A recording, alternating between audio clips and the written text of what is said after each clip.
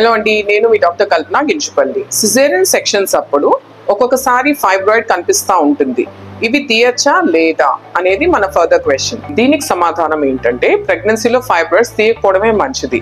ఎందుకంటారా, ప్రెగ్నెన్సీలో సైజ్ చాలా పెద్దదిగా అయిపోతుంది. అదే కాన్పైన తర్వాత అయితే సైజ్ కొంచెం తగ్గిపోతుంది అనమాట, అంటే ఒరిజినల్ సైజ్కి వస్తుంది.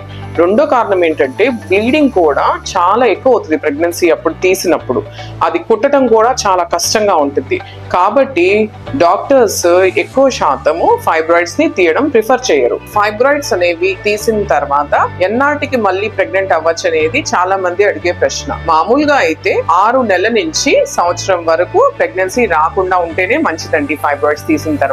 కొన్ని ఫైబ్రాయిడ్స్ అంటే సబ్సిడస్ ఫైబ్రాయిడ్స్ ఉంటాయి, లేదా పెడంక్యులేటెడ్ ఫైబ్రాయిడ్స్ ఉంటాయి. ఏదైతే ఏలాడుతూ ఉంటాయో వాటి సర్ఫేస్ ఏరియా అంటే అవి అతుక్కునే భాగం తక్కువ కాబట్టి ఒకవేళ మీ డాక్టర్ గనక పర్వాలేదు 3 నెలల తర్వాత కనొచ్చు అంటే మీరు ట్రై చేసుకోవచ్చు ప్రెగ్నెన్సీ. సో ఎన్ని ఫైబ్రాయిడ్స్ తీసాము, ఎక్కడెక్కడి నుంచి తీసాము, తర్వాత ఏ పద్ధతితో తీసాము అంటే లాప్రోస్కోపీనా లేదా ఓపెన్ సర్జరీనా, వీటిని బట్టి మనం నెక్స్ట్ ప్రెగ్నెన్సీ ప్లాన్ చేసుకోవాలి. అది కూడా మీ డాక్టర్ సలహా మేరకు. తదుపరి ఇన్ఫర్మేషన్ మన ఫర్దర్ వీడియోస్ తో చూద్దాం. అంతవరకు please follow my page on Facebook, YouTube and Instagram. Thank you.